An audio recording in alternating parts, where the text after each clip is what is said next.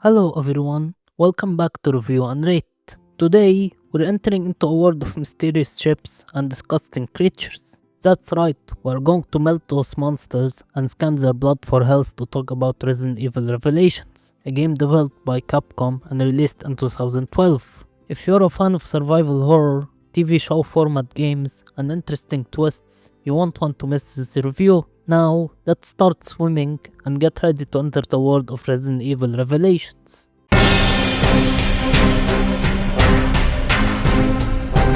The gameplay of Resident Evil Revelations is really good overall, although it does come with a few issues. In many ways, the game feels similar to RE5, but it also introduces several improvements that makes it far more enjoyable to play. Unfortunately, some of the same problems from that game still remain. For example, the aiming system is still not very steady, much like the frustrating aiming mechanics in RE5. This can make killing enemies more difficult than it should be, and sometimes feels unnecessarily annoying. Picking up items also has a slow animation, similar to RE5. Every time you collect something, the game briefly pauses with an animation, which slows the pacing down and becomes irritating over time. Just like in RE4 and RE5, you can perform melee takedowns when enemies are weak. Each character has their own unique takedown animation, and it's always fun to see the different moves they perform. Despite these similarities, the game introduces several welcome improvements. One of the most noticeable is the partner AI. Unlike the frustrating AI companion like Shiva in RE5, the friendly AI in this game is much more reliable and far less annoying to deal with. Another major improvement is that you can now move while aiming, something that wasn't possible in RE4 or RE5.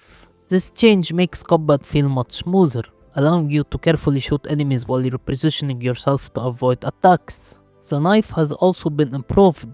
Instead of having to equip and hold it constantly, you can now use it quickly whenever you need it, which makes it more convenient during combat.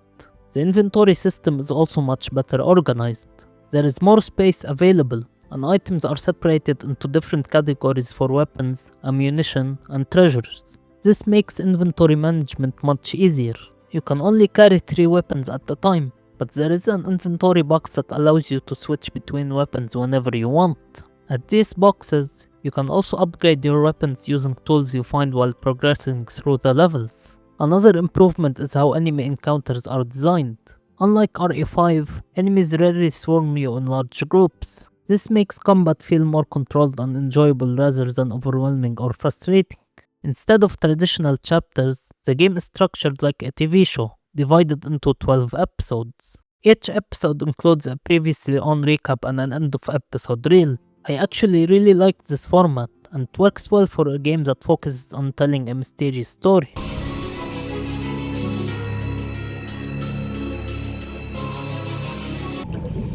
Previously on Resident Evil Revelations. After completing sections or finishing an episode, you can save the game using different save files, and the game also autosaves regularly. Because of this, dying never felt particularly frustrating. However, one thing I didn't like is that unlike RE5, there is no visible health bar. Instead, the game uses a blood effect on the screen to indicate your health status. While this gives you a rough idea, it can sometimes be confusing, making it hard to know exactly when you are critically low on health. That said, I did appreciate that you can heal quickly using a button without having to open the inventory every time you want to use herbs. Another interesting aspect of Resident Evil Revelations is that the game is divided between multiple playable characters as the story progresses. The sections with Chris, Parker, and Case play very similarly to RE5. These segments focus mostly on straightforward objectives where you move through levels, fight enemies along the way, and occasionally solve small puzzles. However, Jill's sections feel much closer to the classic Resident Evil survival horror style. Her parts of the game involve exploring areas using keys to unlock doors, solving puzzles, navigating with a map, and dealing with genuinely tense and scary moments. These sections feel much more like the older games in the series, and were some of my favorite parts of the game. One small puzzle I enjoyed was the electric cable puzzle used to unlock certain doors. It was satisfying to connect the cables correctly and open the door. Unfortunately, the biggest problem in this game is the map system. While the map works fine when traveling to nearby locations, it becomes extremely confusing when you need to go somewhere farther away. When looking at the map, there are very few indicators to guide you, which makes it difficult to figure out exactly where to go. Because of this, I often ended up going in the wrong direction, realizing my mistake, and then backtracking to find the correct path. This slowed down my progression many times and made it one of the most frustrating map systems I've experienced in a Resident Evil games that focuses on survival horror. Another annoyance is a certain door that opens very slowly. Every time you pass through it, the door takes a long time to open as the screen freezes briefly. It may seem like a small thing, but since you go through it many times, it becomes frustrating and slows down the pacing. Despite these issues, the game can be genuinely scary, especially during Jill's story. There are moments where the atmosphere and enemy encounters create real tension. Some of these stronger enemies, which feel almost like mini bosses, were particularly terrifying encounters.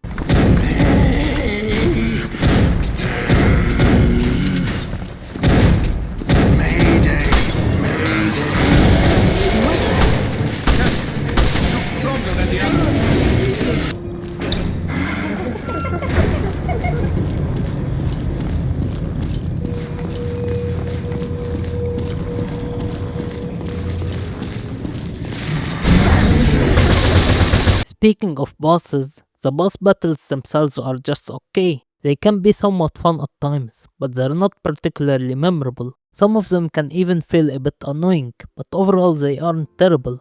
They're just not anything special either. The game also introduces a dodge mechanic, which is very useful for avoiding enemy attacks and adds an extra layer to combat. Another new feature is a Genesis scanning tool. This device allows you to scan enemy blood to earn additional health items, locate hidden objects in the environment, and detect laser obstacles in certain areas. It's a unique mechanic that adds an interesting layer to exploration. There are also many different weapons to use throughout the game, and they are all fun to experiment with. Combat in this game is far more enjoyable compared to RE5. Instead of feeling frustrated during fights, I actually enjoyed taking on enemies. In fact, I rarely try to avoid enemy encounters because fighting them was genuinely fun. The enemies themselves include several different types, such as the various Oz creatures, Fenrir, Hunters, and others. These enemies work well within the gameplay and fit nicely with the story and setting of the game. Now let's talk about the story.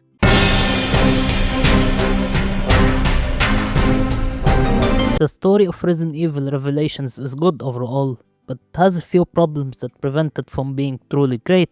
One of the main issues is the dialogue, which can sometimes feel really weak or even silly, especially during conversations between some of the newly introduced characters. Many of these characters simply aren't very interesting, and aside from the main series protagonists, I didn't find myself caring about what happened to them. In fact, the game tries to create an emotional moment with one of these characters, clearly expecting the player to feel something during that scene. But for me, it didn't work at all. I already knew what was going to happen, and since the character wasn't very interesting to begin with, the moment just felt forced rather than emotional. The villains also fall into the same problem. They never really feel threatening or memorable, and overall they come across as weak antagonists that don't add much to the story. However, these are really my only major problems with the narrative. What I did enjoy was seeing Jill Valentine return as a major playable character again. Since she wasn't playable at all in RE5, it was great to finally have her back in the spotlight.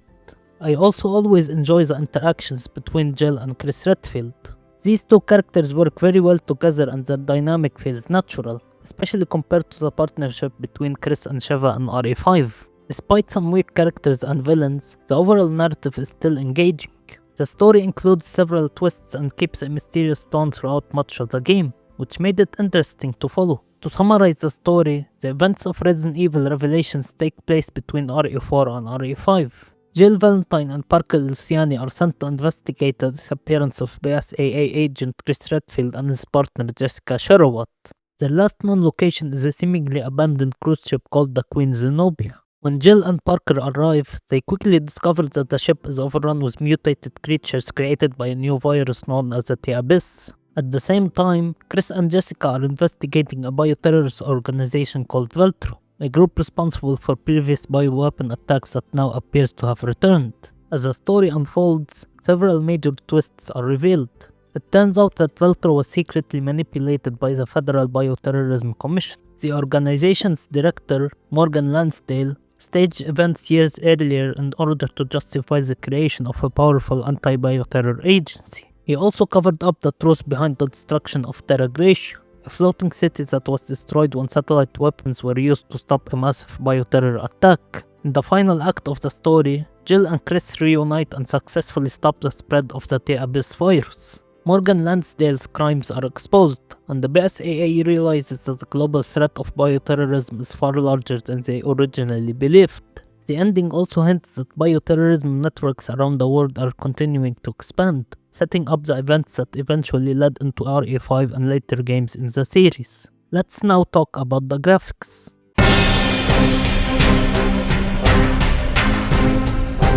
The graphics of Resident Evil Revelations are very good overall, and in some ways, they even look a little better than RE5.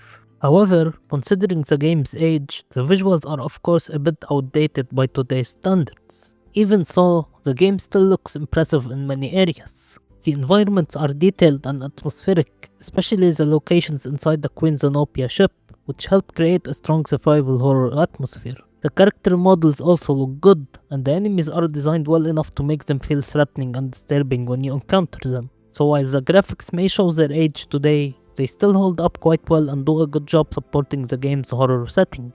Now let's move on to the sound.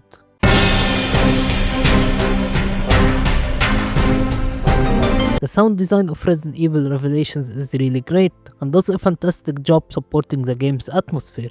Even though some of the dialogue can be a little silly at times, the voice acting itself is actually very good. The characters all sound believable, and the actors do a solid job bringing the characters to life. The environmental sounds, weapon effects, and especially the noises made by the terrifying mutated enemies are all very well done and help make the encounters feel more tense.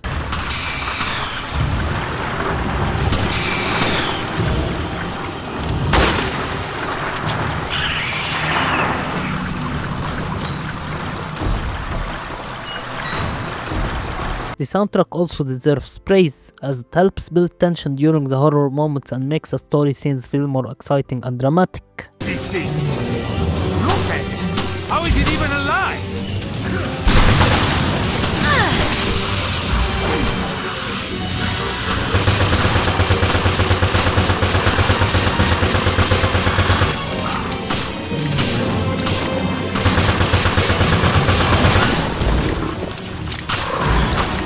Let's now move on to the final section, which is the replayability.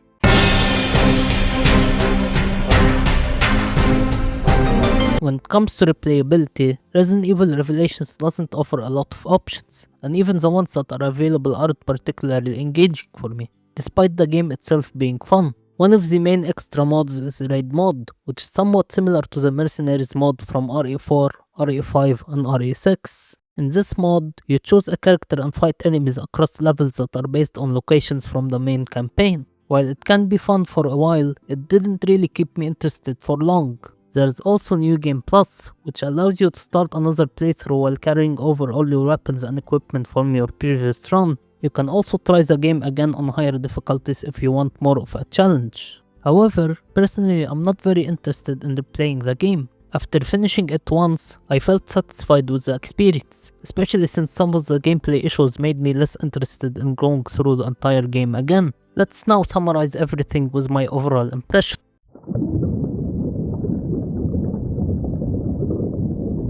Resident Evil Revelations delivers good gameplay, a good story, very good graphics, great sound design, and a small amount of replayability options. While the game does have some issues, especially with certain gameplay mechanics and some weak characters in the story, these problems don't take away too much from the overall experience. The game is still very enjoyable and offers a lot of fun moments throughout the campaign. Personally, I don't think I will replay the game again, but I still appreciate the fun I had during my first playthrough.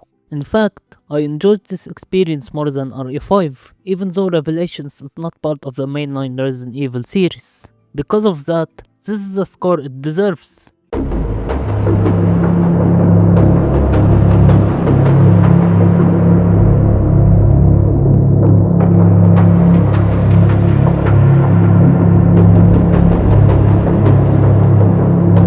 Don't forget to like and subscribe for more insightful review videos. Feel free to share your thoughts on whether the points I've raised resonate with you or if you have a different perspective, and leave your suggestions in the comments about which game you'd like to see reviewed next. That's it for today. I hope you enjoyed this video and thank you all for watching.